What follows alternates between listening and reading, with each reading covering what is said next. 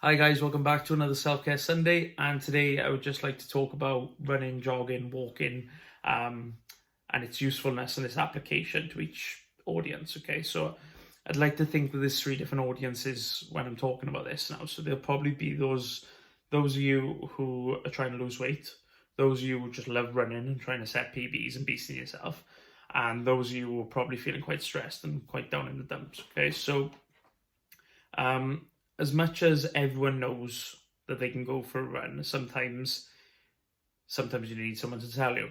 Okay, so um, if you might fall into all three categories, two categories, or just one. Okay, but just hear me out. I'll talk about each one individually, and then you can apply it to yourself as and when you see fit. Okay, so those of you who are trying to lose weight, we talked about it a million times, but it's all about calories in, calories out. Okay, and if you want to lose weight, you need to be on a calorie deficit. Okay, some people find that hard when we're sat in the house all day, be bored. So you eat more. Okay, sometimes best willpower in the world, but sometimes people are still gonna eat more than what they should. Okay, or what they need. So you can do a workout that day and then think, oh, well, I've trained now and I'm done. Okay, so I've trained, I feel good about myself. But if you're still on a calorie surplus or not on a deficit, you might need to do something else that doesn't need to be as intense, but that will help you create a deficit. So you think about going for like a 5K walk, probably take you a little over an hour, and probably a couple of hundred calories, maybe 200 calories, depending on your weight and everything. So if you were like a heavier male and younger, it might burn like 300 calories. But then if you're like a lighter female, they might be like 200-ish. Okay, they're just rough figures, but 200-300 calories into a deficit, whereas that'd be way more useful for you in terms of losing weight than what not being under deficit would be. Okay.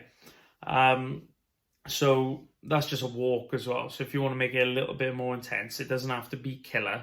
Okay, you could just go a very, very light jog, and then you'd be burning more calories in a short amount of time. Okay.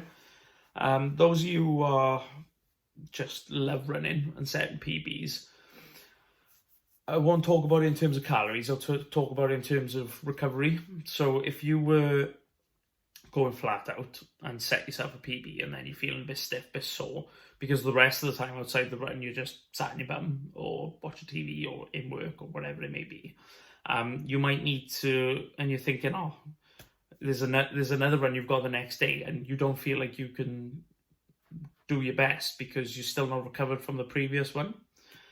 The best way you can do that is go for walks and light jogs, or if you have a bike in the house, or if you have a bike, you can go out on the bike, just to promote recovery. So you need to get your joints moving again at a low intensity and promote blood flow, and that'll help with the recovery process. Okay, so active recovery is called. Okay, that comes, everything else we've spoken about in the past. If you talk about nutrition, hydration, and sleep, those are your three kind of pillars of improving your recovery. But then if you want something else, it's active recovery. So go for a light jog or light cycle, okay? And then you'll feel better for your next hard intensity run or high intensity run, okay?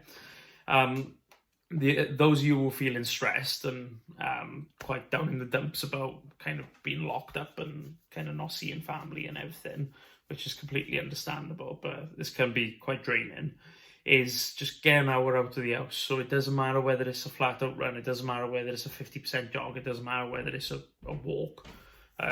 Just get out of the house. Get an hour.